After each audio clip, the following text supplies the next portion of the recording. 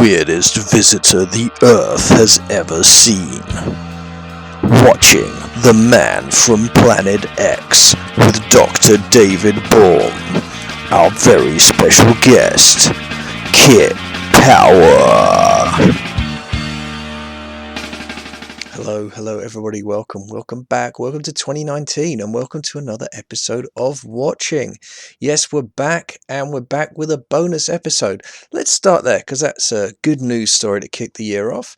As you'll have been aware, I haven't been doing bonus episodes for a while on Watching, and the reason for that is simple. As you'll be aware, I might have a Patreon that funds directly these podcasts, and I made it clear the commitment on there was that once I got above $20 a month, I would be interested in doing bonus commentary tracks where I invited previous guests back on the show and we'd watch a movie other than Robocop and discuss that instead.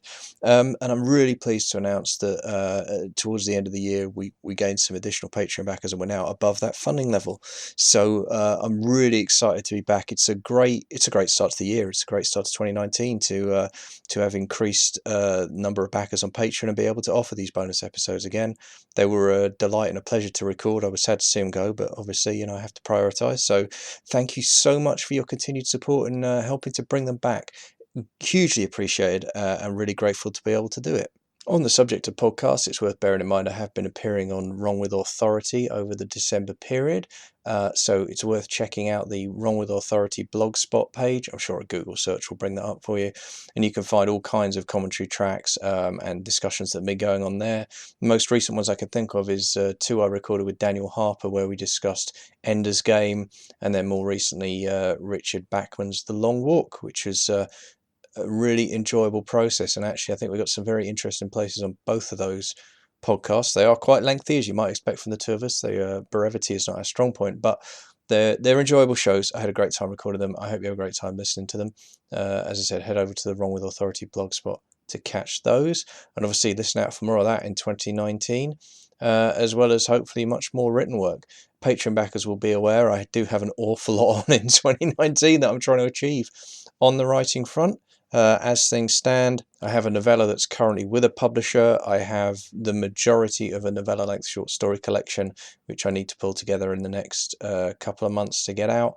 Very exciting non-fiction essay for a forthcoming publication that should be coming out this year that I do need to get finished this month. Well, when I say non-fiction, kind of isn't non-fiction. The idea behind the anthology is that it's going to be a collection of essays written about movies that never existed, but they're written as documents as though they did, whether they're features or interviews or that kind of thing.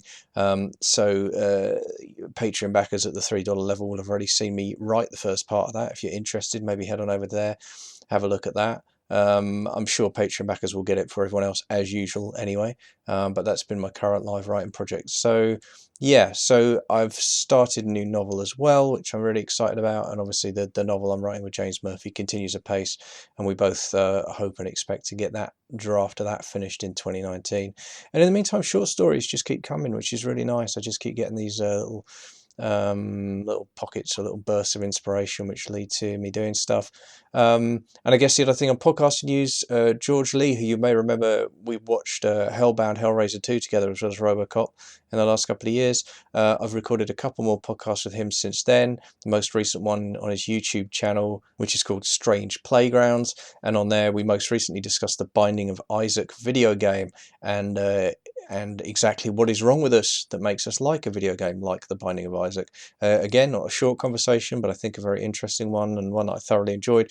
George and I should be recording together a fair bit more in 2019. That's the plan. We're looking at starting up another monthly show where we discuss various bits and pieces. Details of that to follow. I don't want to give too much away at this point because we're still in the discussion phase, but the first episode of that should be being recorded this month, and it will be on the subject of Weave World. So look out for that. Again, for news of what I'm up to generally, just watch the Patreon is your best bet. I post fairly regularly, once a week you get news as well as exclusive bonus content, and as part of the news you'll find out what I'm up to and what's going on. I'm normally pretty good about posting links to stuff as they go up, so yeah, check that out. Anyway, enough of all that, let's talk about the show, man. That's what you're all here for. So we are watching The Man from Planet X. What the hell is The Man from Planet X? Well, as you're about to discover, it's a movie that came out originally in the 50s. It's a emphatically a B movie. 1951 is the year it came out, in fact. And the reason we're watching it is because, as you know, the premise of watching Robocop is that Robocop is the greatest movie ever made. That's not in any serious doubt. But when I invite guests back, I allow them to, engage in their own delusions as to what their version of the greatest movie might be, just to stop them from having to watch Robocop again, if I'm honest. In this case, however, my guest, Dr. Baume, decided to take a slightly different angle on that. And he decided that his way of selecting the greatest movie ever made would be to select the first movie he ever saw, because of course when he saw it, by definition, it had to be the greatest movie ever made, because it was the only movie he was aware that existed. And that's why we ended up watching The Man from Planet X. I don't want to give too much more away than that, to be honest, because I think the show kind of speaks for itself. So instead, let's just throw over to myself and Dr. David Baume, the man who happens to be my father, and let's watch The Man from Planet X. So it is my great pleasure to welcome back to the show Dr. David Baume. David, how are you doing? I'm doing very well indeed, thank you. Excellent. Great to have you back on the show so soon. That's really exciting. So it's a returning guest slot. So this time guest picks the movie, and you have chosen for us to be watching today The Man from Planet X from 1951. So we'll do the 4 questions, but this time not Robocop related. And my first question to you, David, is how old were you when you first saw The Man from Planet X? I was 8 or 9. Okay. So you saw it on release? Pretty much. I Awesome. mean, however long it takes a film to get from Hollywood to Middlesbrough, that's when I saw it. Okay. Somewhere in the mid-60s then. Great. How many times have you seen The Man from Planet X? I've seen it twice. Okay. So, following on from that, when is the last time you saw The Man from Planet X? Last night. Last night. So you saw it at 8 years old, and then last night. That's right. Okay. I wanted to see how deep the scars had gone, and they've gone pretty damn deep, actually. Oh, excellent. Well, this is bring your own cinematic trauma. We like that. This will actually be my first experience of watching this film as well, so we'll see what kind of damage it does to me. Final question then before we start rolling. Why do you think The Man from Planet X is the greatest movie ever made? Because when I saw it, it was the only movie I'd ever seen. I didn't know movies. I'd never been to the cinema before. My father took me in a weird fit of parental duty or enthusiasm. I think this was before films were rated or classified. Okay. And he thought, oh, David's interested in science. So I'll take him to see The Man from Planet X. And it scared the crap out of me. I can't tell you. I was absolutely terrified for a long time. Right, okay. Which is why rewatching it was kind of scary, because am I going to be scared again? In which case, why bother? Why am I doing this to myself? Or am I going to be embarrassed at having been scared last time? But I've got used to being embarrassed. Well, I mean, I was going to ask how you found it, but I think we can actually get into that as we watch, if that's all right with you. We'll save that for the main event. So, yep. Ladies and gentlemen, if you are playing along at home, by the way, The Man from Planet X is available, certainly to stream on Amazon. That's how we're watching it today. So, if you did feel like playing along, it's out there.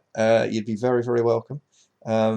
So I will be doing my usual counting backwards from 5. And then we will be watching together The Man from Planet X. So if you've got it loaded up with your fingers on the play button, in 5, 4, 3, 2, 1, rolling. So we've got a blank screen now. We're just waiting for Amazon to catch up. Oh, straight in. There we go. Now that's really fun. It's a Colour United Artists logo, even though it's a black and white movie. So clearly this is a reissued version of the film. And then we're in mid-century films. No idea. Ooh. I like the font. I love the font. A Meccano font. It's Meccano, and it's carried across to the cast list. It's not just on the title. That's starring a bunch of people I've never heard of. The famous Robert Clark, the incomparable Margaret Field, and yeah, I don't know who any of these people are. Tom Daly, I've heard of him. He's a diver. Yeah, I don't think it can possibly be the same Tom Daly. Jack Palexfen, a name to conjure with. Jack Palexfen as the writer, yeah. And Charles Kopp earns his pennies writing the music, I'll tell you. He's earning it already. It's Two lovely whole kind of people doing special effects. sinister violin. Two people. You'll think there were three. Have we seen the director yet? We haven't, have we? Stick around. Okay, fine. God, it's great. The score is really very 50s drama. Edgar G. Ulmer. My cinephile friends are going to be screaming at me because I've never heard of him, but I'm sure he's a big deal. Well, he made this. He made this to start with, yeah. So, okay. Well, so far, I don't know what you're scared of, really. It's an idyllic beach. I don't know what that is. Has it just got spooky? Yeah, it just got spooky. Or is that just because I'm 8? No, just after I said that, it suddenly got very sinister. And I think we cut from possibly the only exterior shot in the entire movie to what was obviously a model. And yeah. so's that. But it wasn't when I was 8. Man in... Ooh, noir opening. So we've got a voiceover. Very nice. And a man in a flying jacket. Yeah. And we're in the middle of the story, right? I mean, that's nice. We're kind of right in there from the beginning. He's telling us. It's Frankenstein syndrome because he's talking about writing the story, which is quite nice. Oh, okay.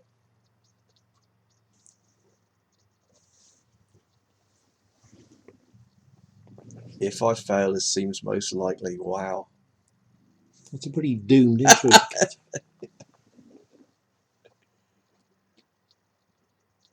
That's really, really funny. The man from Planet X. In case we'd forgotten what the title was. And just writing it made him break the lead on his pencil, so it's clearly stressful stuff here.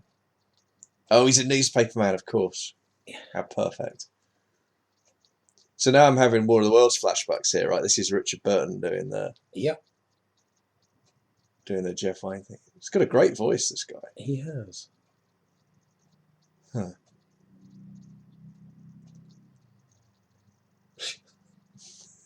It was a nice crossfade, wasn't it? Yeah.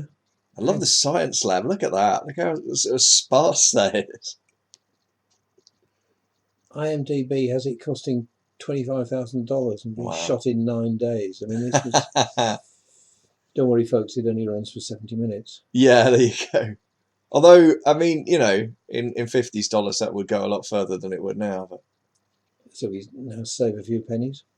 just turn the light off in time.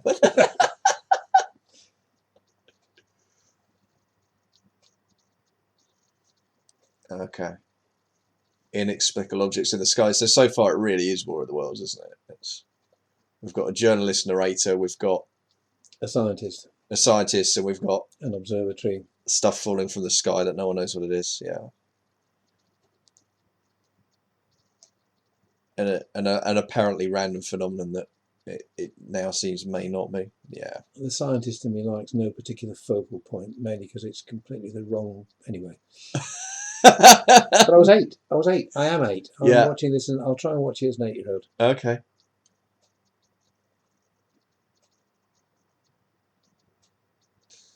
I mean, one of the things... Cablegram. Or an early form of digital communications. Is that what it is? The Victorian internet. Yeah. Yeah, it could be. It could be. There's a very good book of that name. Okay. I mean, there's a thing, isn't there, though? You say that about being 8 years old. Like, I mean, all cinema is amazing when you're 8, right? Well, most stuff's amazing when you're 8. Yeah. This is my first film. Yeah. I didn't know the language. I knew American. I didn't know the language. I didn't know film. Right. I didn't know anything. I mean, how much can you remember about? Because there's that thing about. I remember when we took my stepson at a very, very young age to go and see the SpongeBob SquarePants stage musical, and he came out with that amazing line on the way in. Are we going to be seeing the real SpongeBob? And you and I looked at each other like, and thought, where do we begin on that one? Yeah, good. But I wonder how much of that was going on for you at 8. Like, what was your grasp of this as fictional versus, because it's real people talking? And I'd seen a bit of live theatre. Okay. But it was mainly variety stuff. Okay. And I thought smoking a pipe was pretty distinguished in those days as well. Oh, goodness me, yes. Yes. So. Not yet. You see, an ordinary line, utter menace at the time. Okay, The second exterior shot of the film, there it is. It's quite probably a stock brilliant. shot as well. I'd say so, yeah. But look at that. I mean, The look painted at the background paint there. background. Yeah, Even the exteriors are shot in a studio. yeah. I mean, it's not. They're not trying terribly hard with that background. I mean, that's a theatre painted background, isn't it? You'd I expect. think it is, yes, probably stolen from a nearby theatre. Right, probably. It's true, yeah. They faked up a fishing boat in the background. They did. Oh, wonderful.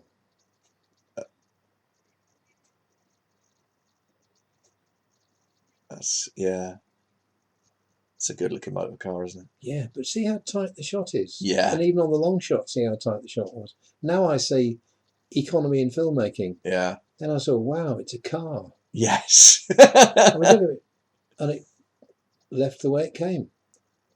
Now that's got to Or be. is that an exterior? That's got to be exterior, going You up the think? hill with a fog. Yeah, I think. You've I got think. the brightness turned up a bit more than I had last night. So Oh, okay. I think that must have been. That was actually a really beautiful shot. I wonder how they did that, because I that don't must have know. been I smoke don't know. machine, or did they just wait around for fog? I don't know.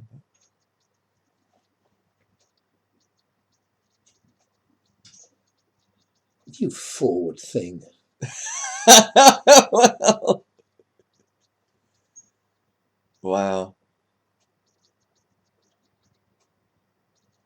So he's. I've missed it. Sorry, if you can let me know. So where is You he missed now? the jump cut to Scotland, didn't you? Oh, he's you- gone to Scotland. You do have to concentrate. I do. The Burn or the Berg or whatever it was called, where the other professor is, who sent him the cablegram. Oh, that's what that was about. Okay. Okay, maybe I'll give you that as an exterior. And a lovely Yeah. wife. And this amazing. Okay, now that's creepy. That's a model. That's That like is awesome, isn't that's it? Bride of Frankenstein creepy. That's Yeah. amazing. Beautiful shot. Back This is- inside. This is a decently made film so far, I've got to say. The I mean, camera actually moves for that Camera shot. did, yeah. Look at that, nice push pan shot. Yeah. The score is good too, I have to say. It's not always, but this is a decent score. Bit of local history there. Yeah. Built as a fort against Viking raiders. Yes, I'm sure that won't in any way become relevant later in the story.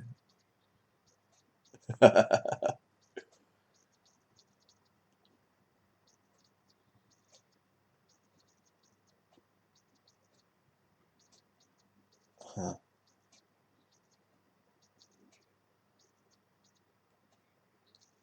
So this going back home thing, man, they're really leaning on that quite heavily. The girl that picks him up is And there's obviously history there. an ex-school friend, and then And then the yes, sinister Dr. Meir. the sinister Dr. Weir, who he doesn't remember, and who forgives him with his words, but I think it would be safe to say not with his eyes for But not remembering him. I saw him as quite menacing at the time. Yeah.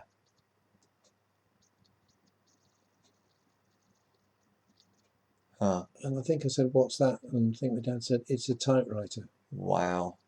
I eventually got a typewriter. Oh. That may have been where the seeds were sown. There you go, maybe. I actually had a typewriter.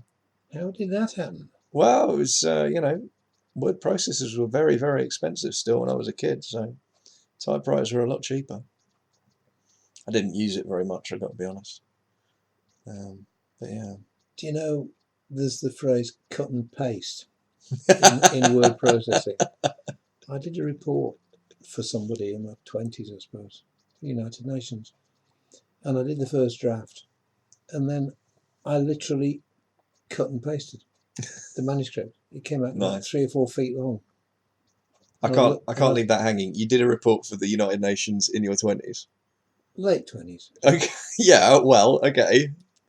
It was about marine technology. It's all right. Okay. Sorry. But this is a story about word processing and about cut and paste. Okay. And I ended up with this kind of parchment-looking thing with biro marks all over it and arrows and moves. And I actually cut it up and rearranged. It was great. I liked it. Wow. So I was really ready for word processing. You were, Yeah, weren't you? You'd had your practice, right? I could claim to have invented it. You clearly didn't do that because we don't have that kind of money, so. Another smoker. Another, yeah, well, that's. Scientists smoke. Scientists smoke pipes. Yeah. That's how you can tell. Aids the thinking. Well, I mean, Sherlock Holmes famously, would get through, an ounce or so of tobacco for a really tough problem. So clearly, Yes. nicotine aids the Hand thinking on hip, process. pipe in mouth, and looking at an old boiler. Oh, sorry, no, it's a telescope. Yeah, I think it's The, sheer fluke that William Hartnell didn't smoke a pipe in the early Who's. I well, think it was a children's show. yeah, I guess even then by '63 they'd started to guess maybe tobacco wasn't like 100% a good thing. I mean, this is what did we say this was 51? This is 51. So We we've didn't. still We got. didn't know it was a bad I was thing. going to say we've still actually got doctors advertising smoking on TV. Well, not on TV, but I wouldn't. in Okay, cinema.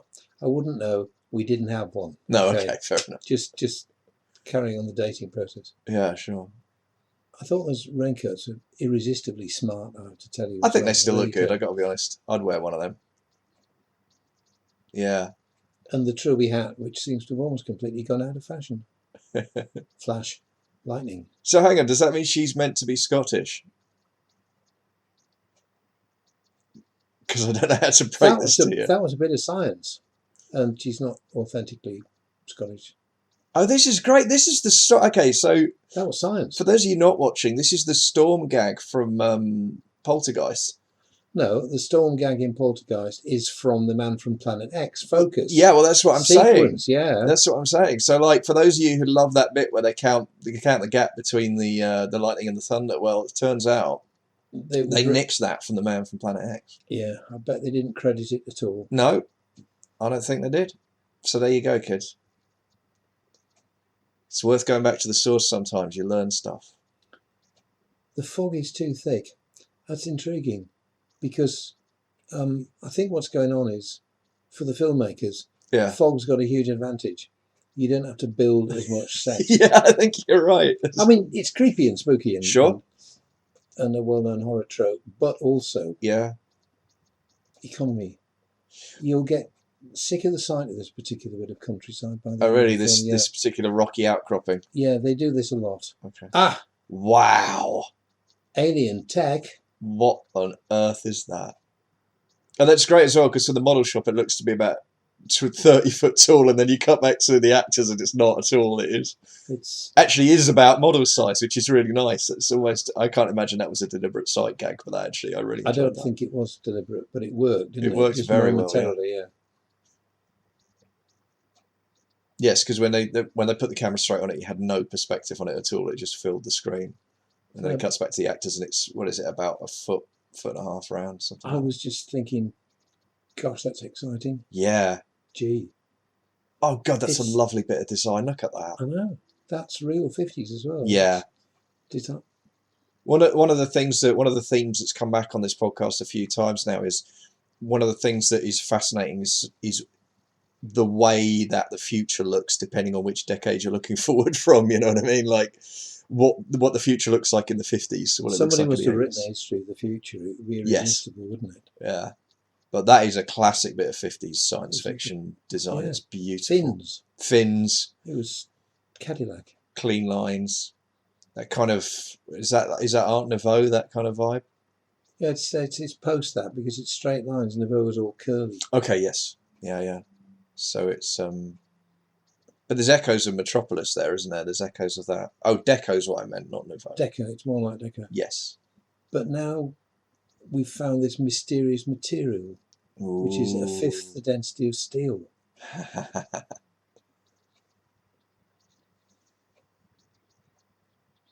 Right. The man who controls this formula controls the industry of the world. That was from the villain, by the way. Yeah. Dr. Mears. So the man's clearly, I don't know why he's a villain. He's clearly just a scientist with unusually good commercial sense. What's the problem? Well, I think capitalism equals evil. You heard it here first, kids. That's how you, in 1951, that's how you can spot the evil scientist. He's motivated by... The film was made in Hollywood by commies, obviously. Profit and power rather than the good of mankind. Yeah, there you go. They seem to be looking into a fish tank, but that can't be what they're doing. No, it was some future spectrometer or something, I don't know. And back on with the distinguished Gabardine Max, if that's what they call it. Meanwhile, we're going to go back to our rock formation, because... what makes you think that? Well, just wild guess. Oh, we leave the men of science to do their Sorry, it sciencey wasn't a thing. fish tank. They were weighing it on some balance beam scales, which is Yeah. rather pleasing. Just to make sure it really was a fifth of the density. Unconvincing yawn. He's come from America, which takes longer than it does now. He's come from California, 6,000 miles. He has, yeah. And he was in just 36 hours. he was just offered to share a bed with the doctor, which he didn't bat an eyelid about. So things are clearly far more progressive than I realised, or perhaps more innocent. Who knows? I think they're probably more innocent. Well, maybe it was a nod and a wink. Who knows? But well, who knows the motivation of authors? Indeed, yeah. No, they're opaque buggers. They are. Can't trust them. And they get double value out of the set down by the jetty harbour, because this time you can see even less of it than you could last time. Yeah. Ooh. John, it's nice having you here. Nice having you here. Be encouraged. Tell you what. Be very encouraged, because she's actually rather nice, let's face it. She's very easy on the eye. She really is, as we said in 1951. Stop pretending you weren't there. But we did. Okay, so we head back through the fog with a stationary car jumping up and down and a painted model. Yeah, what? Oops, bang. Oh dear. Breakdown. Oh dear. Oh, look at the steam, fog there. Fog. Oh, is that fog steam smart? I don't know. Shadows of trees. Well, it's the same. It all comes from the same effects machine. It does, yeah. Underneath the car, by the looks of things. Confounded luck. I say, steady on. There's a phrase we don't use. Confound the luck. But it was certificate. No, it wasn't certificate, was it? No, they could have said anything there. It was just a movie. Yeah. Except that we didn't. No. God, that's lovely. The fog over the model shot there, beautiful. With again, foregrounded with these kind of very thin sort of tree branches. You know, that kind of skeletal finger effect. Really, really nice. Again, and you'll see a lot of that. And now a flashing light. Ooh. In the mist, in the fog. Yeah, that's bad news. Now here we go. Do we give her time off because it's 51 and therefore she hasn't seen any of these movies? She doesn't know that moving towards the flashing light is a terrible idea. You can't try and convert this into Scream. I'm sorry. No, this is. We didn't have postmodern in 1951. I don't think so. We had modern. You definitely had modern. Look at that spatial design. Modern. And that is modern. It's a sphere with a cone on top. Oh, I love it. And slowly flashing lights. I really, really love that. Not from that angle, it not totally unlike a rejected Teletubby. But again, the clean lines. It's very, very. Oh, it's very modern. Yeah, that was modern in 51. Now it looks old-fashioned.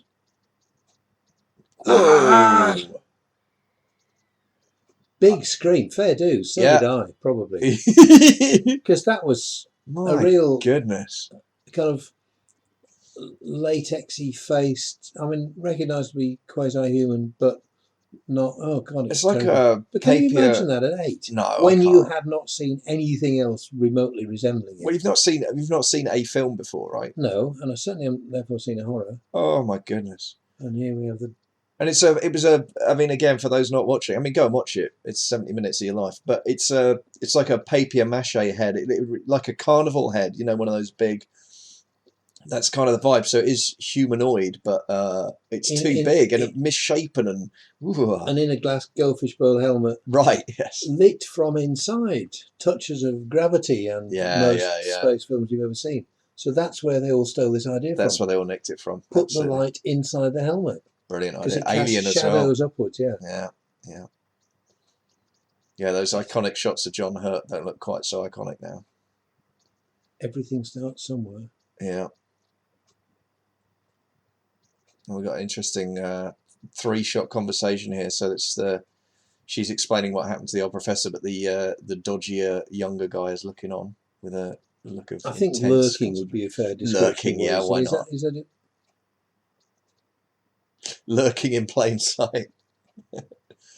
Oh no! And the bit where the old guy tells her she's got the vapors and she hallucinated it. Oh.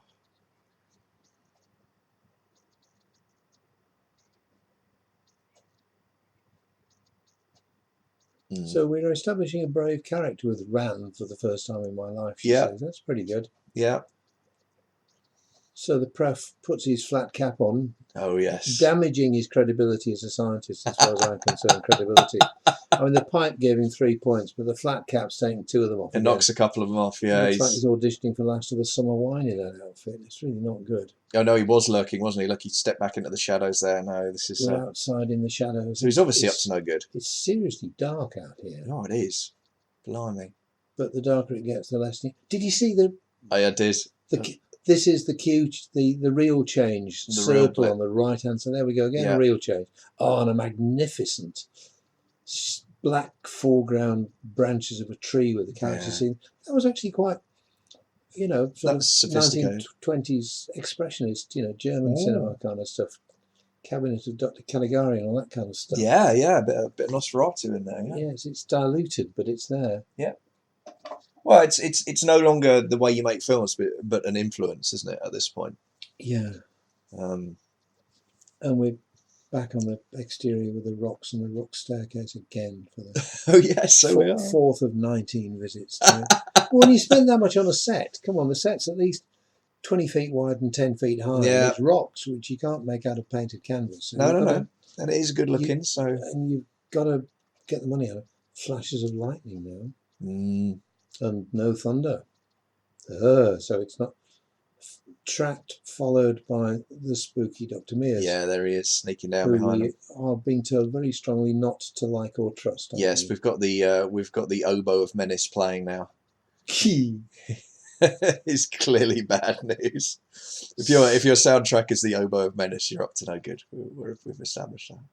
Even in 51, we knew that, I think. More silhouettes of branches. It really is. I love this. It's black and white and fog. I know. You can't beat it, really man. Works, It's superb. I mean, again, I did the Universals recently, the Frankenstein and Bride, and it's glorious stuff when it's done well. It really is. And as you say, like it is a relatively cheap way of pulling off a really spooky atmosphere. That, and again, I say the score, great here, really building the tension. And that spaceship does look like a face. Yep. The 2 eyes, because we don't need much to make things into a face. No, yeah, that's right. The 2 flashing. The traffic cone on his head, less convinced. But I suppose that's the streamlining. It's an alien. Yeah, no, that works. It's very cool flashing lights inside the spaceship. Oh, the interior, that looks really messed up. And the lights flashing out of sync with the flashing light. But what the heck? Well, 2 flashing lights.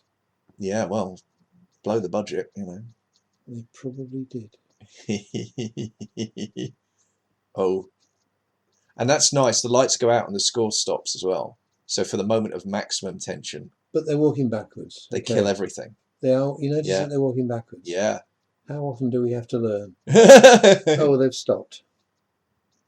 No, they're still walking backwards. No, they're still walking backwards. And nothing happens. Oh, ear-piercing, screechy noise. God, that's loud. That's really unpleasant. That is. So, on the ray. Uh-oh. Search ray. The something ray. Oh, yeah. Out of the top of the ship. Focus on the professor's eyes. Oh, dear. This is probably not good. Oh, that really hurt, man. That was it loud. Was serious. I'd take my earbud out. That was noisy. And again, I imagine, because it actually, that was a jump, wasn't it? That was a shock. Because did we see? I can't remember if it was you and I or saw the stage production of 1984, but they had a very similar kind of thing with the use of loud noises. That really... when we cut into the torture scene towards the end, not to give the end away. Spoilers for those of you who don't know about 1984. I believe it's going to Broadway, by the way. Oh, that was amazing. That was just. Yeah. But it's a similar thing, isn't it? Like a sound that causes physical discomfort, and I think that's quite brave on a filmmaker part. They don't normally do that, and it's a powerful effect. So we're heading back to the house now with the. Something's happened to the professor, though, hasn't it? He's walking a bit. He doesn't look well. No, he doesn't look well at all. He's been. It looks like he may have gotten a dose of the crazies. Or something. He's been zombified. He has, yeah. The ray has done something to him. He's not responding, or he's sort of responding, but not. He's non-verbal, which is obviously bad news. You've been watching ER again. What? Now, what on earth is this? Strange, spooky, mechanical things happening. Again, the machine noise is really loud there, and it does make it very sinister. Oh, here we go. Now he's explaining what happened. He's talking again now. Yeah. He was paralysed. Look at the shadow of the heroine's face on the Oh, that's wall, wonderful. Look just at that. over his head. I mean, Yeah. and then these really weird fade outs. Could it have something to do with that planet? Well, don't leave us hanging. It's quite an important question. We did leave it hanging. It was a fade out. Are we back in the village now? Well, Yeah. we're back in the village set anyway. Yeah. And Here, our young journalist is cycling Yeah. through studio countryside to the abandoned car. And there's still ground fog.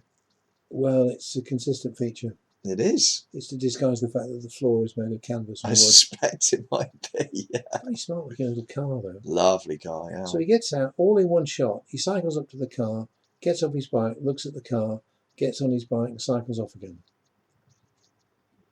Boy, am I glad to see you. It's always a good thing to hear from somebody you like. And what's doing is a nice response as well. I like that. American? What's doing? What's doing? So is this, I mean, I should just look it up. I can't even tell if this is, I'm assuming this is an American production and not This a British is American. Well, it's United, I mean, mid-century productions, but I think it's UA. Yeah. It was UA distributed, wasn't it? Yeah, but I think it's UA made. UA's been around a long time. Yeah, okay. Okay, so the plot jumps up now. What's going to happen is that within the next 2.5 days, 60 hours, Planet X is going to reach its closest point of distance. Anyway, it's going to get very near to the Earth. Mm-hmm. And the professor deduces, by logic not crystal clear to me, that at that point, other men from Planet X are going to invade the Earth, because that's what happens when a planet gets close to the Earth. Okay? Did you see the logic there? It's inarguable, really. Well, he got mind zapped, so I'm assuming he's just. So he could know stuff which he didn't know before he was mind zapped. Yeah. Yeah. So this is like a general sort of thing about cinema of this era. So it is an American. I've just looked it up. It is definitely an American production. So why does an American production decide to set its story in Scotland and then populate it with American actors? There are one or two Scottish accents in here as well.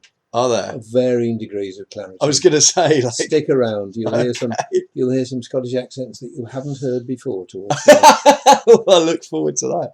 But it's like, seriously though, why? Why is this not set in rural Pennsylvania or Georgia or somewhere, or hell, well, I mean, they probably Los got a grant Angeles from the Highlands and Islands Film Production. No, they didn't. Nobody went anywhere near Scotland. Well, that's what I mean. None of this was even filmed. I mean, it's an odd thing. I don't quite. Artistic integrity. That's what it's about. The story had to be Scottish. Is it a thing about scientists needing to be British to have gravitas or something? Is that? Or do you think this was in the age when in Hollywood Brits were heroes rather than, as they are now, villains? Well, but you still cast a Brit if you want intellect. It's still I still think that it's shorthand for intellectual if you cast a Brit. Can't we go back to being bright heroes rather than villains? Well, please. Just a gentle plea to Hollywood there, because we both know they're listening. Yeah, okay. Obviously. They've got very little else to do with their time, so. We're now back at the spaceship. We are. He attempts to scratch the porthole with his diamond ring, and it doesn't work. Yeah. So the glass window isn't made of glass. So yes, we've made the deduction that the glass window on the spaceship is extraterrestrial. Well, that's genius. Given that it's part of a spaceship. Well, for those not paying close attention, you have to reinforce the point. This guy's IQ jumps up and down all over the place, doesn't it? One minute he's making intuitive leaps that are absolutely astonishing. The next minute he's... Look, the script was written in a week, okay? Yeah, give them a break, I would say. And the film was made in 8 days or something. So. Quite. So, fortunately, everybody's got one, or in the woman's case, 2 costumes, so continuity wasn't an issue. Nice. By the way, this made 1.2 million box office. Whoa! And here he comes. Here he comes. Outside the spaceship. Oh, look at that. And he's pointing something at them. Well, it looks like a gun to me, Professor. I mean, I'm no expert.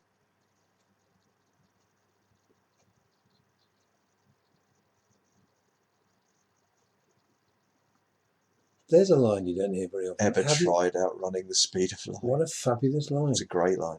He looks... I was terrified. Yeah. And I'm still slightly alarmed because... He's a very alarming looking guy. Now it's really, a kind of dumb show thing he's doing as well. Yeah, because... That's creepy.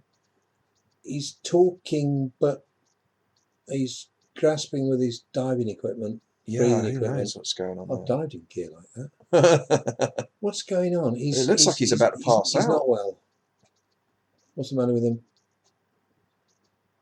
Oh, he's leaking air. Wow. Gosh. It's probably filled with air, something like oxygen. Okay. I'm not familiar with. And he's dead. Wow, wow. But the prof goes over to him and turns his air valve back on again. Fixes the valve. In a gesture of humanity. That was nice. Yeah. Well, there's no way that's going to come back to bite him. 1 minute they're terrified of him, and the next minute they're not. And the third minute they're rescuing him. If I like that. It's nice, although I have to say, if I'm having a gun pointed at me, I'll probably take the gun off him before I turn the valve back on. You've seen too many films, haven't you? That is my problem, yeah. Well, it's one of my problems. We don't have that kind of time. We'll stick with that one for now. But he's kind of scary, but sad at the same time, isn't he?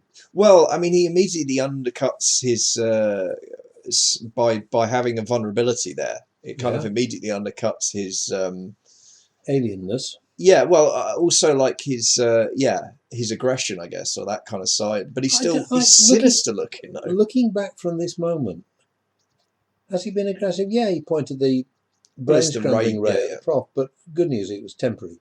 It was only set to stun. And you could see that as a defensive. You could see that as a defensive measure, couldn't you? Yes. Because they were approaching the spaceship, it doesn't know anything about them. And now we're miming drinking a cup of tea. Fantastic. Well, we are in Scotland. We are in Scotland. But how's the alien going to get a cup of tea through his harder than glass goldfish? So many questions. Bowl. So many questions. So we back off cautiously with our hands in the air, the universal gesture of being a failed trapeze artist. And the fact that the facial expression of the alien can't change just adds... I mean, that is creepy because it is a mask. That is actually really quite disturbing. Because what you do is you project onto it, don't you? I'm not 8 anymore now, but no. But I just remember being terrified back at the house. Well, again, though, you had never seen anything like that. No, literally. I mean, so 1 or 2 of the kids at school were a bit scary. Oh, it's followed them home. Oh, now look at that, stalking through the mist. That is emerging brilliant. From the mist. And now the score's going full on. You're in trouble. And then a fade. What? What? The panic, he fades out. That's strange. Very, very odd. Very strange. So the villain, the alien, he's not a villain, he's an alien in the house. And a man walks in with a carpet over his shoulder.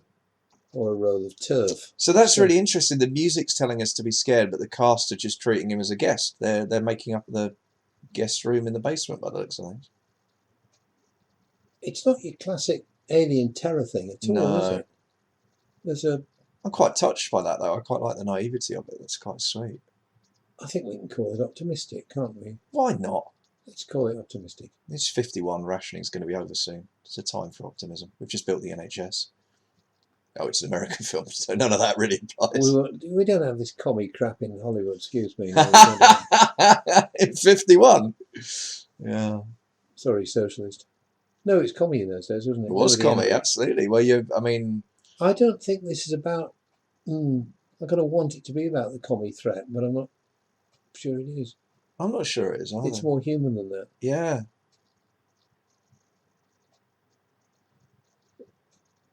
They're really impressed by his technology. That's sure.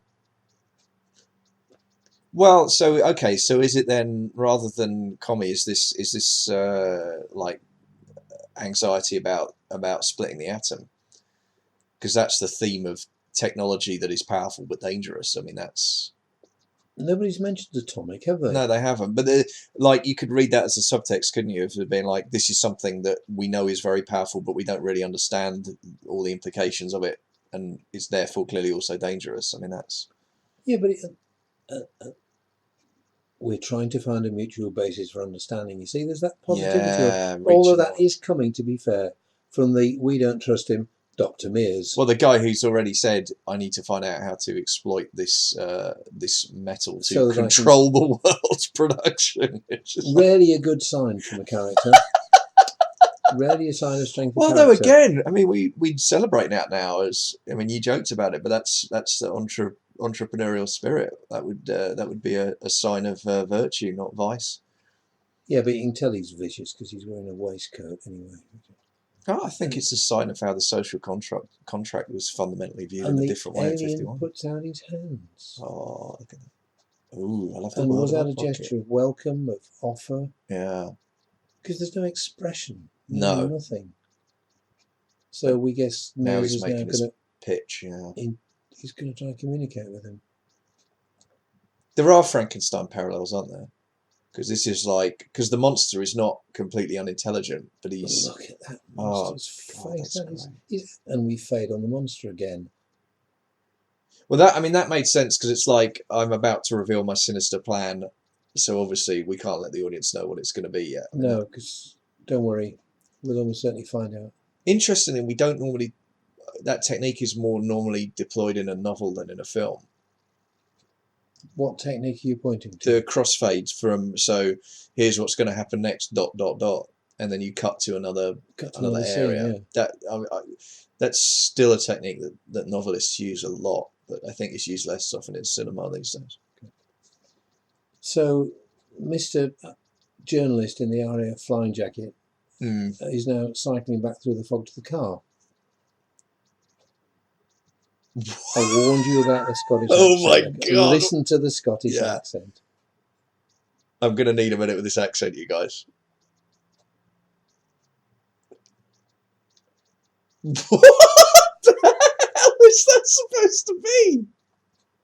You've got to listen to this out there, you really do. You've got to. Just for the Scotch postman, policeman, whatever the heck he is. I think he's closer to Irish than he is to Scottish, but he's not very close to either. I have no idea what that was supposed to be. That's incredible. It was appalling. Do you think he was either never Scottish or had been 50 years ago and had forgotten it? I think no one on this film production, including that man, has ever heard a Scottish accent in their life. That's what I think. Possibly on a scratchy recording. There's no way. So Mears is now locked in tragically not locked, but in a cellar. Yeah. With the alien. Oh, he's got a sinister goatee as well. Look, I hadn't spotted that. Oh, I missed that. Did he have on the previous shot? Anyway, he must have done. Let's not be picky.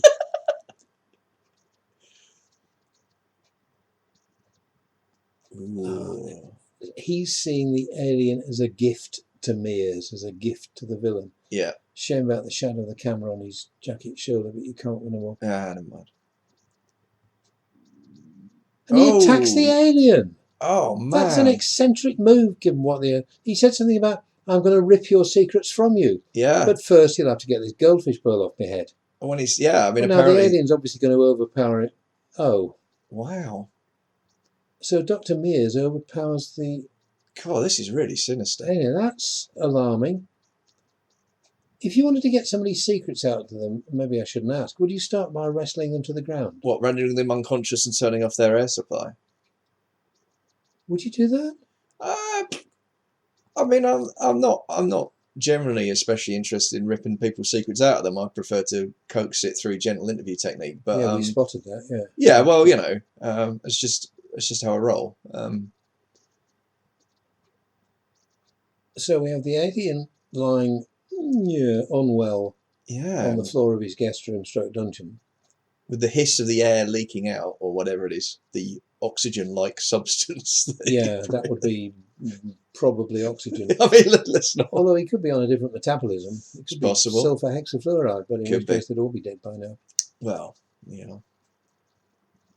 He's resting, says Mears. Oh, we see, Mears claims to have been trying to communicate. Oh, an English postbox, look on the left, was it? It's really interesting, the inversion here. What's that? It's not an alien invasion that's the threat. The humanity is the threat to the alien. That's, I mean, that has been done. It's a flip, but we're 1951. Yeah, I know. I really like that. I mean, I really like that. I've got the villain smoking a pipe now as well. Yeah, well, he's ascending now, isn't he? He's a signifier of goodness. Yeah. I don't think he normally smokes, judging by the way he handled that pipe. But it's good to see the old-fashioned British telephone box on the left-hand side of that Oh, set, look at that. if Yeah. that's what it is. Could be. Or, I don't think, is this a new No idea. set? Oh, dear. Oh. So she goes into the aliens room, and we see the shot of it running up through the mist again, the car good, and arriving. Because you see, there's only about half a dozen sets. Yeah. And if you shoot each set, all the shots on each set, you can see how they shot it in 9 days. Yeah, absolutely. Probably one or at the most 2 days per set. Yeah, I mean, he'll have spent an entire day driving up and down that particular patch of road and then cycling up and down it. And then, yeah, absolutely. So this is how you get the economy in filmmaking. Yeah. Oh, another reel switch. We're heading to reel 3. So presumably the final reel, I'm guessing, if it's a 70-minute movie. Don't know. So our hero has now lost the girl, as they call her. I'm sorry, Yes. I can't remember her name. I do apologise. She's in the basement. It's Enid. Enid. No wonder I forgot it. I don't think I've ever known an Enid in the real world. No, only as an author of children's fiction. Never in the flesh. Happily not. Oh, and the cellar's empty. So that... See, the assumptions that he must have taken her with him. The alien must have taken her. No, she must have taken him with her. No. If indeed the alien is a him. Oh, there's a hint in the title of the film, isn't there? Technically. The Man. Yeah. Nice. Oh, God, Mears has got a gun. Oh, he's not waving it around now, but he's just said he's got one. Wow. I wouldn't trust him with a gun. Why is the professor lying down? I thought he'd recovered. Well, he's clearly having a relapse. And they're trying to puzzle out why... Oh, this is nice. See, the journalist has figured out that the naughty scientist is naughty. He's figured out that Mears is a baddie. Yes. Good. And he's just sent him off to get his gun. Yeah. Not the smartest move this week. But he's got a flying jacket on, which I'm pretty sure stops And he just bullets. picked up his handbag and left. So. Well, as you do. Oh, it's the exterior set with the rocks again. And it's the model with the mist and the fog. And that's the shot I remember. Doesn't get old, that. That looks amazing. The one I remember. Yeah. I had one image from this film when I started thinking about it again. Yeah. And it was the mist. Yeah. And the moors. And the spaceship. And the light. How can we even assume that the alien thinks like we do? They really are discussing alienness. Yeah. How it is impossible to know the alien. Although wrestling him to the floor is one way of getting to know him, I suppose. Yeah. God, the prof's not well. He really isn't well, is he? He's now upset about having exposed Enid to danger. So what is this meant to be? Is this radiation sickness, or is this wise? I don't know. It's non-specific, but he doesn't look well. He does not look well. I wonder if it's a is he going to put side the blanket effect of over the his brain. face? No, he's just put it over his chest. So he thinks he's still Steady alive. Well, he might have been dead. Okay. Oh, now we've got the voiceover. Oh, this is where we came in. The man from Planet X has Enid powerless in his grasp. There we go. I can imagine the feminists, including me, would have something to say about that automatic assumption, but still. It was 1951. It certainly was. And now, on the telescope pointing in exactly the same direction, he's now looking at the mountain top rather than at Planet X. But well, it probably wasn't much of a ball and socket head on the tripod for the telescope. Oh, there is one, kind of. Seems to be made out of plumbing parts from some screw fix, but never mind. Why do they need a cold water feed to this telescope? I'm not quite sure. But... No, it's the stand. Stop being difficult. Okay. And everybody smokes. So but you know it's got serious because this is the first time we've seen him light up. So he really has got some serious thinking to do. This is, which only tobacco can aid. There you go. I remember those days well. I tell you what, man. I remember King writing about that. He said he reckoned his word count dropped by about 1,000 a day when he quit smoking. He really believes that. Yeah, but when it's only from 15 to 14, frankly, who cares? Yeah, like you still put out 3 novels a year, you bastard. So shut up. Where's the man from Planet X? He's had a thought. Now, does He's that worked in the moustache ever exist outside of like this decade? I Probably don't not. think so. New people. Ooh. Oh my god. Sorry, the I thought accent's you just. heard us coming up the stairs. I'm trying to get this cross between Oh, Irish you and just. Scottish, It's to so which great. Kit's just referred.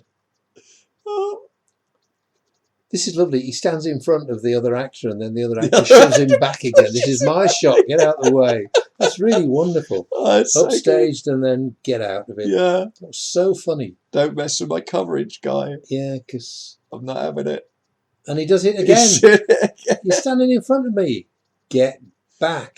That's really Get funny. back twice in the same shot. That's absolutely lovely. I have He's no going to idea. stay If back this time. you think he's learned his lesson? I've no idea if they're going to do that. If they did that on Can't purpose. understand what the alleged Scotsman... Something He's strange done has it begun. again. He stood in front of him again. Oh, he got pushed pushes back. him straight away. That's Tremendous. it. Get out of my shot. That is lovely. Sheer naked power. Well, he's the senior officer, to be fair. Yeah. Although he hasn't got the better accent. No, he does not. He's taking notes, though, now. Oh, well, This is about the girl, Enid, having vanished, isn't it? yes. And who are these people? Local constabulary? Local law enforcement? Could be. With a hat last seen in the Russian army? I don't know what is going on with the sidekick the other guy. guy's got it's either an Astrakhan hat or a... It's just so strange.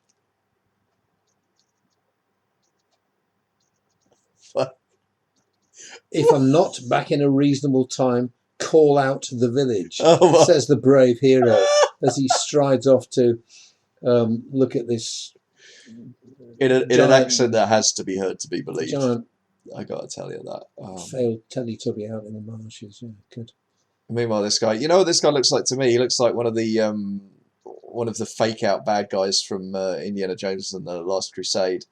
Remember the people who are trying to protect the Grail from being found? Yes. He looks exactly like that. I mean, the moustache and the hat. And He was obviously being paid by the second as well, because he walked and talked too slowly. This lovely silhouette shot again. Yeah, the tree through this branches tree. in front of But you see, it's the shot. same camera setup. Yeah. And then I've shot half a dozen scenes there. Yeah, it's lovely though. It's really good, isn't it? It's Yeah. really striking. These three branches, black, thick, Yeah. coming out from the left of the screen and forking.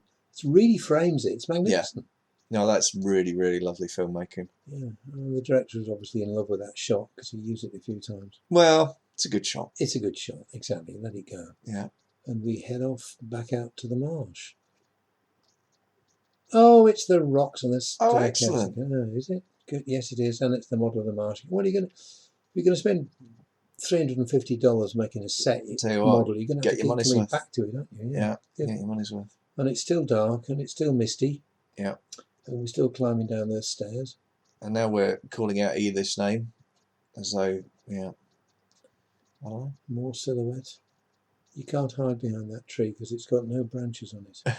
It's not going to work. And we parade through the marsh.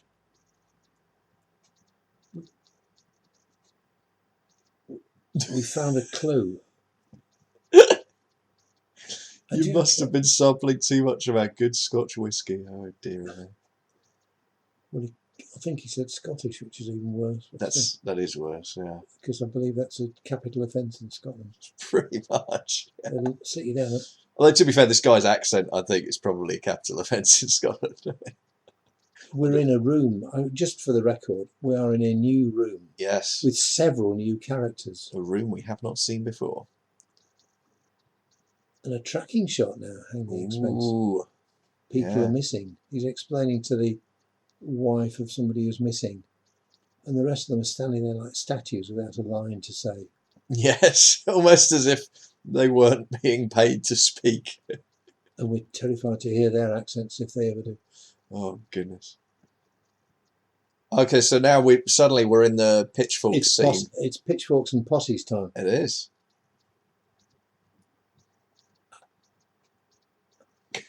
Looks like you've seen a ghost. It's not a creature of flesh and blood. Ah, he's seen the monster, Yeah. the alien, and he's terrified.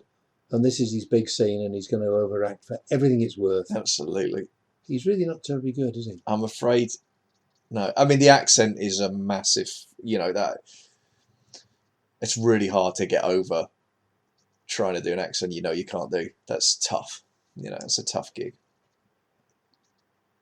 And we're completely failing the show don't tell rule of filmmaking as well, aren't we? Yeah, no, this is all. It's almost as if straight exposition. Yeah, it's almost as if just in case you weren't terrified by the creature, this is how scared you're supposed to be feeling right now. You think, oh, this is cueing the audience. Yeah, I think so. Well, for me, it was unnecessary. Right. Because I may have still been looking at the screen, or I may have been kneeling on the floor. I can't tell at this stage. Although I do vaguely remember coveting that guy's flying jacket, which is really rather good. I never got one, actually. It's lovely, though. That is really nice, isn't it? Yeah. On the right looks a bit like John Wayne. He does. He does have a passing resemblance to the Duke, yeah. I don't think he is. No, he's he isn't. Like but he's acting like it. No, Wayne's Scottish accent is definitely awful. He's not quite grizzled enough either, but yeah. He's not. I love that sinister walking up to a character and standing far closer than would be socially difficult. Yeah. Portentous is the word for this. Yeah, yeah. He's going to utter a thought. Oh. Great mysteries. He's working things out. Yeah. He's been paid by the minute as well.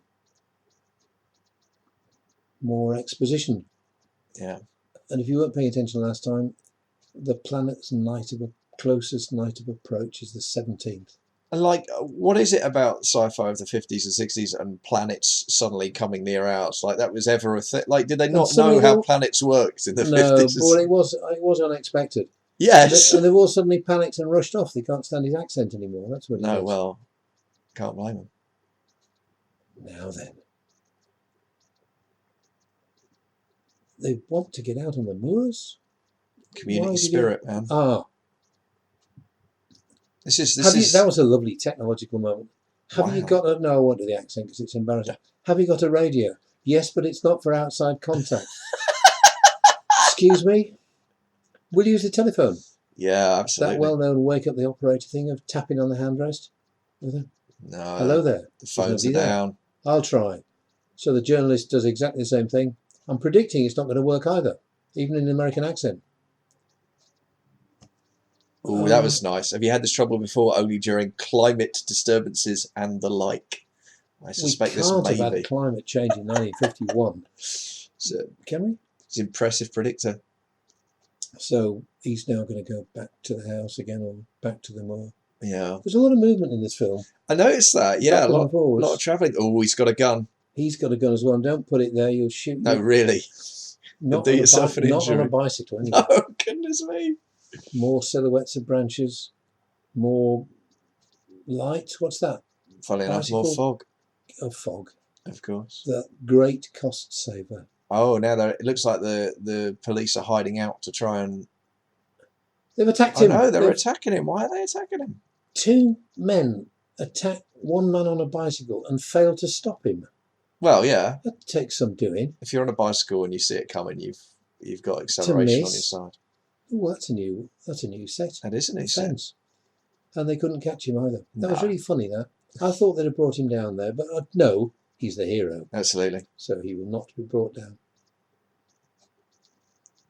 Ah, right. The reason they were attacking him was that they've been zombified by the... It's not a death ray, is it? No, it's a hypnotism ray, I think. It's a zombification ray. Yeah. But happily... So sending everyone out onto the moor is probably not the smart move then, really, because you've just provided him with a makeshift army. That's ooh. We learn these lessons late. You're jumping ahead there a bit, I think.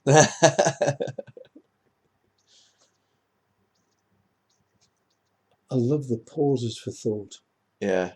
I really do. They were obviously stretching a 50-minute script to 70, weren't they? It could have been an episode of a television series at 50 minutes. Oh, we didn't really have television. No, that's true. This could have been, yeah. He's put his hat on. It's serious. No, it's interesting as well. Worst painted backdrop in the it's entire not good. Because this predates. God, this predates Quatermass, doesn't it? Yeah. Oh, lovely shot of the trawler. There's the trawler there. That was beautiful. I mean, it must have been stock, but beautiful all the same. They're sending a message with a device called a heliograph. Do you remember those? Oh, yeah, vividly. I couldn't move for him when I was in school. A message used to use the light of the sun to flash a message in Morse. Nice. He wasn't pressing the lever or anything. Another exterior stock shot. He wasn't pressing the lever or anything like fast enough to get the message, and it was thick fog, so the sun's going to be in short supply. Other than that, Yeah, but yet another set. My Yeah. God, they're press ganging people. oh, here comes. Yeah, they are. They're building your zombie army. You knew about that? So this is all. Are you sure you haven't seen this before? I'm positive, but this is Okay. like Body Snatchers, right? This is all that. I mean, this is the communist fear, right? The idea of conversion. That's The the recruit Red thing. Scare, yeah. Oh, And the idea that they look just like us, but have undergone this process of brainwashing. oh, I see. So that was what Invasion of the Body Snatchers was really about. You laugh. Is it? So now we're looking through the binoculars at the fog's cleared spaceship. far enough to Oh, and they're digging So up the- the spaceship. The zombie slaves are digging up the They're spaceship. probably doing that to capture this lighter than aluminium steel stuff. Well, or are they just helping the alien get back home? Oh, he's moved the spaceship. Okay, Oh, I see.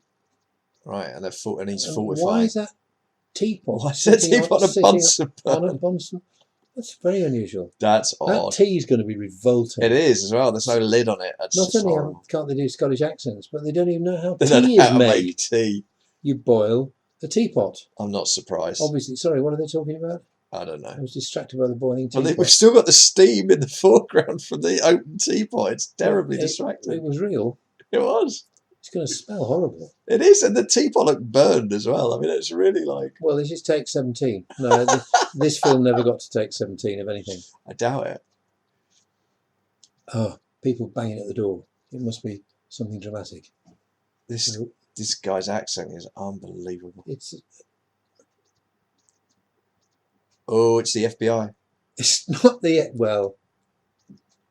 It's Scotland Yard, so the local office, well, I was local close. police person nervously does up his collar. So it turns out that Hollywood in 1951 thinks that Scotland Yard look like the FBI, right? Well, they're police, Yeah. so they. Look at that old guy. He's ancient. That guy, he's like a Boer War veteran in the background. The guy without a speaking part, of course.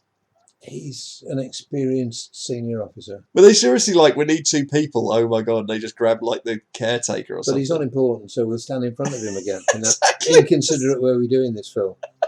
See, do you think he'll drag him back because he's got a line to say? Oh my goodness! No, he really didn't earn his keep, that guy. So we've got a sort of fortress encampment built up round the spaceship.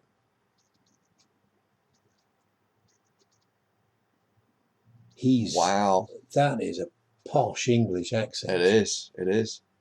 So Look. and what I love as well is that the immediate police response is to send in the military, which I really like. 'Twas ever thus. Yeah. And the lights flashing on the spaceship. Oh, but there may be another way. Here we go. Oh, this is from the trailer now as well. This is the plan. But that beautiful lamplit, It's dramatic. gorgeously shot. That. Yeah, it's beautiful. Yeah. And again, we've got the classic thing where the plan itself has not been explained to us, but we know it's dangerous, so we know it involves the man in the flight jacket almost certainly going in alone, just because. But if he doesn't solve it by X o'clock, we will send in the military. Yeah. And we know how that goes.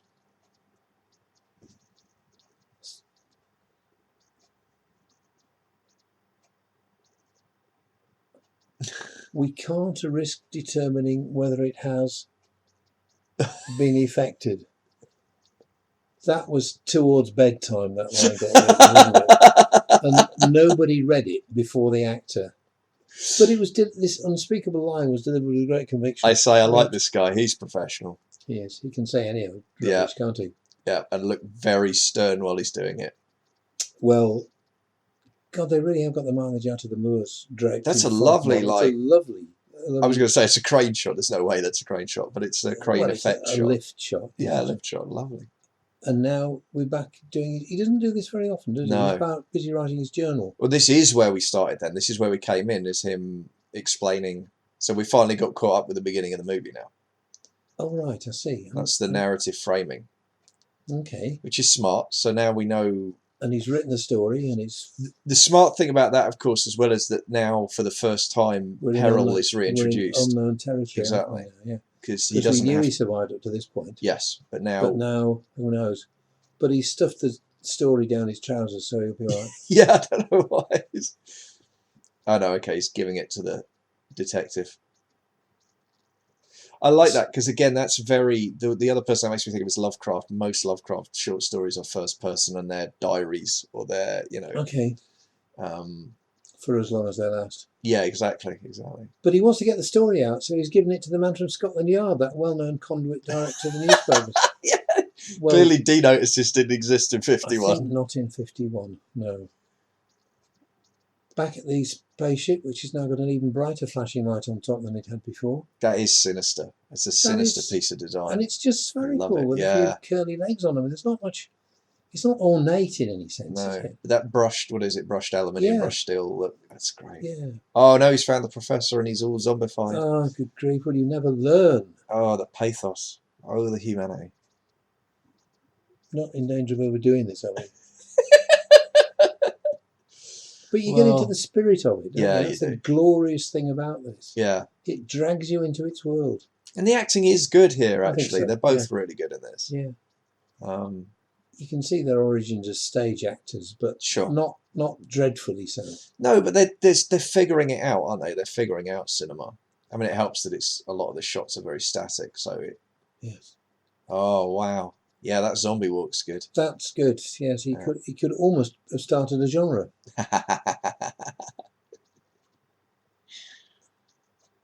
And Dr. Mears has been zombified as well. Some of us think he was from the start. Yeah. But these are good zombies because they do whatever anyone tells them. Yeah. That's handy. God, we wouldn't be against that, would we?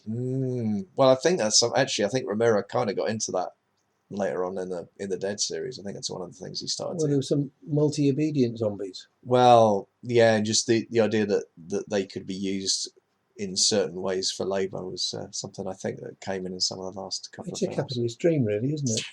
Well, yeah.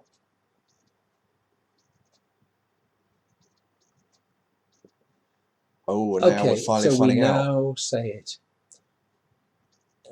The planet's dying. The dying planet story. We've had that a few times, haven't we? Well, I was just thinking, this is like this retroactively makes the Doctor Who story, the 10th Planet, a lot less interesting because this is the plot of the 10th Planet. This is the Cybermen's first story. It's a twin planet to Earth that gets to our orbit, and their planet is dying, and the Cybermen are coming to Earth. So this is. So are you suggesting that the authors of that saw this? I suspect Kit Pedler may have seen the Man from Planet X, because this is the story. That's amazing. Yeah, I'm really astonished by that. Or is there just very little new? Who knows?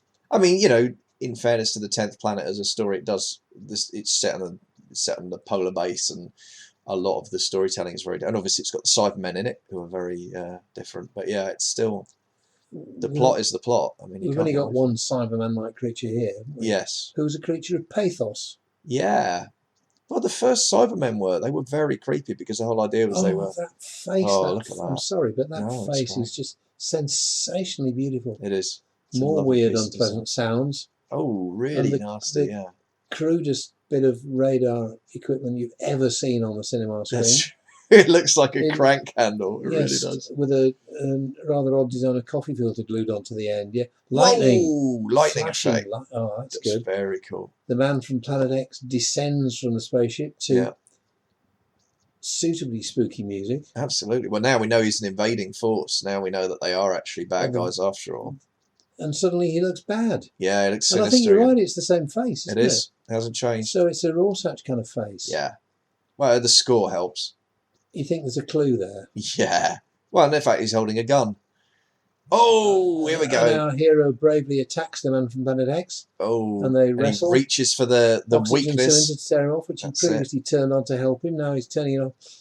He's a going bit for the valve. ambivalent about this guy. The quivering hand reaching for the gas It's valve. been on a journey. Quiver. How long can we keep this up till my arms begin to hurt? Yeah. Oh, the strings go wild. We think he's going to succeed in turning it off. He's probably going to get there. The music got there first. Yeah, it did. Slightly ahead of the action. Amazingly rapidly, he becomes unconscious. That's the man from Planet X becomes unconscious. He's been struggling very hard, so he's obviously, already got a high breath rate. He is in an alien environment. There you go. And you've got to take precautions in an alien environment. You certainly do. I think it's the design flaw of the suit, I've got to be honest, that you've got a valve that controls your oxygen supply that you can't reach, but your opponents can. You wouldn't have designed it that way, would you? I don't think this is a terribly an Enid emerges from the spaceship. Oh, there you go. But has she been zombified? Oh, I think she might have been a little bit. Well, she's doing what she's told, but in 1951, for a woman, it's hard to tell whether she's been zombified or not, really. Zombified or just another victim of patriarchy. It's exactly one of the two. Tomato, tomato. Sorry, we're both stunned by another piece of appalling Scottishness. Yeah, it's honestly. I mean, I really recommend spending the £2 renting this movie just to hear these Scottish accents. You will. You will be stunned to see the man from Planet X, who is a fabulous piece of design. Yeah, no, I'm completely sold. Just really neutral. Yeah. Oh, he's not dead. The fingers move. But notice how cheap they are. He's only got 5 fingers. I mean, these days you'd try harder, wouldn't you? We'd either have 3 or 7. You mean? Yeah, I guess. Yeah, and a glove from British Home Stores, knitted. So, do we think he was playing dead there and now waiting for the guy to go away so he could get the valve back on? Given the face, it's very hard to attribute much in the way of motivation. But he's turned the air on again, folks. So he's not dead. Yeah. So he has one last shot at glory, at acting as a homing beacon for the invading force. Is that the story? I think that's what he is. Do? Yeah. Oh, and his clenched fist and a trembling hand. I tell you what, talking of rough acting gigs. Being stuck inside that suit. It will have been hot, won't it? I mean, or to be fair, no, it won't have been hot as usual because there aren't any lights used in this production. That's true. Well, I'm just thinking about, funnily enough, as we're twinning with Robocop, that is a parallel between the two movies, right? The lead actor in the suit must have had a hell of a time. Thunderous crashes and roars. Yeah. The sound of the invasion. Oh, and it's the army's turned up. Of course, it's the army. Yeah. Yeah. Fire, bang, crash. Yeah, that's really blimey. I don't know what weapons they're using there. No, they appear to be firework launchers. I'm not quite sure. Yeah. Well, it keeps the cost down, doesn't it? Certainly does. And the man from Planet X is clambering back up into his spaceship because he doesn't like having Roman candles launched at him. No, they are flare guns. At least one of them is definitely a flare gun that he's been shot. Oh, and the evil scientist guy, for reasons I'm not sure. Oh, is that a dribble of blood? Blimey. That's a bit authentic. That's a bit dramatic. Yeah, but not on his suit, just on his face. Just on his chin, yeah, but still. You're not going to stain a suit, are you? No, well. Oh, we've destroyed the spaceship. We've just blown the spaceship The last Roman candle destroyed the spaceship. Oh, my goodness. And now the Planet X, how is Planet X going to find where Earth is without the spaceship to guide it down? Newton's laws of motion would get them a long way. You'd have thought. And the Planet X swerves towards the Earth. And people look terrified. A rock and he wall should look gets terrified because he must have been listening to his accent. Yeah. Everybody, almost all members of the cast, look on terrified and then relieved as the planet swings away again. The music becomes cheerful. Reasons that have absolutely nothing to do with physics, clearly. I didn't recognise that as an orbit. I'm no astronomer, but I don't. Oh, the stock shot of the sea and the music's at long last in a major key. Which means the threat must have passed. And they stand huddled together in their raincoats. Oh, and he's leaving the girl behind. He really is. I wouldn't have done that myself. I'll miss you, which is encouraging. And he rather forwardly... no, she's coming to California. Is she? Apparently. And he forwardly grasps her by the shoulder. Tell you what, if he touches her there again, he's going to have to marry her. Can such a thing be kept a secret? But it can be but it can be reduced to gossip. That's good. Wow. Wowza. And now we're asking the big questions.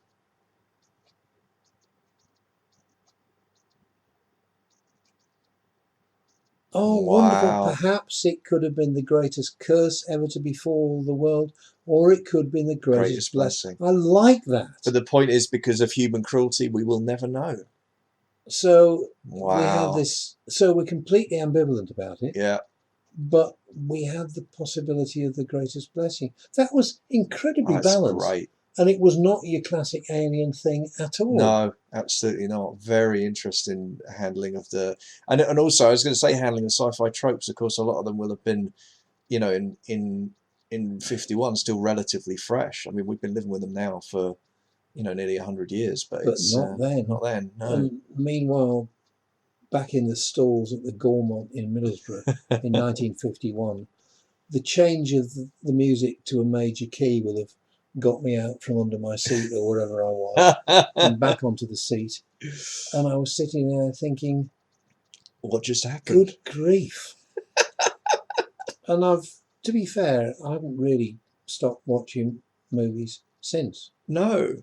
And after a few months, I managed to find ways of getting back to sleep at night again. I'm not remembering the terror as in I am now terrified again seeing it. No. But I'm remembering the fear. Yeah. And I'm remembering two shots now. One is the spaceship with its flashing light out on the moor in the mist and the fog. I mean, I was used to mist and fog. I lived in Middlesbrough, for God's sake. We had mist and fog. Most of it was smoke, to be fair, from the steelworks and the chemical works. True. But I'm remembering the face. Yeah. And that lingers. That's and really... It was terrifying and, I want to say pathetic, inducing pathos at the same time. I wouldn't have known the word pathos today. No. Actually, knowing me, I bloody would. Yeah, you might have done. But it's astonishing seeing it again. Yeah. And it partly takes me back, but mainly it shows me why I fell in love with cinema.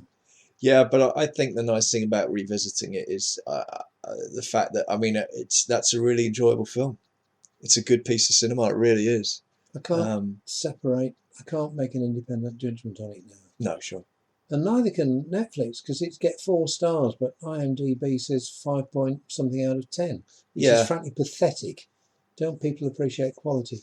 Honestly. My nightmare is people laughing at it, really, because it was better than that then.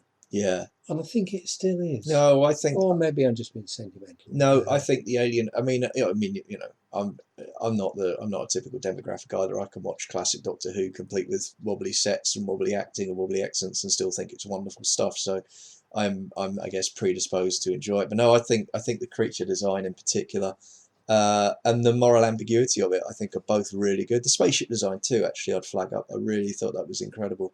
Really, really well done. Very beautiful piece of design. So no, I think it holds up.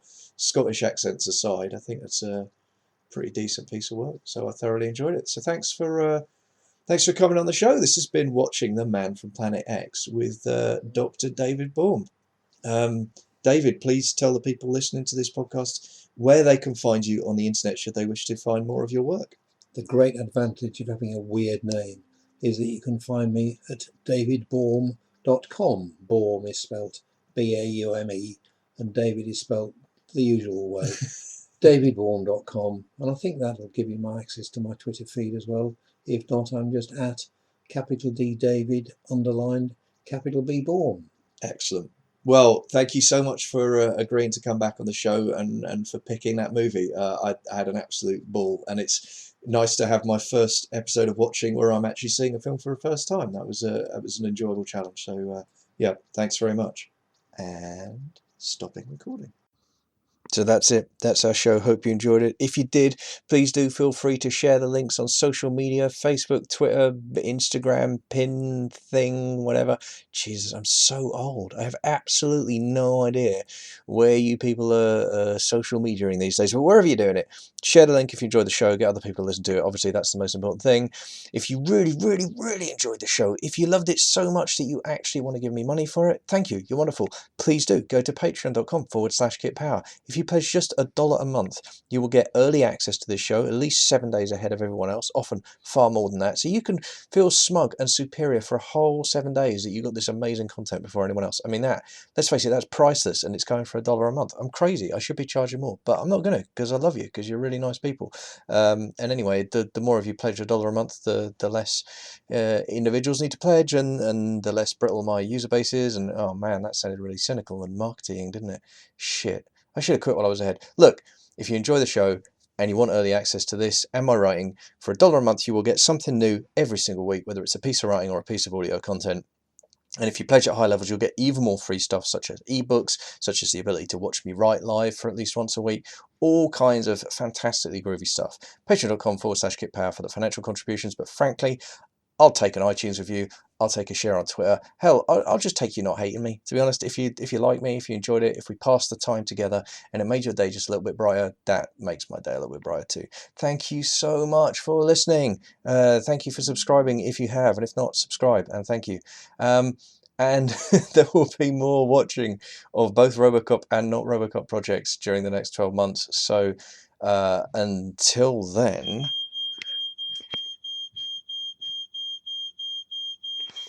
This is not a drill. This is not a drill.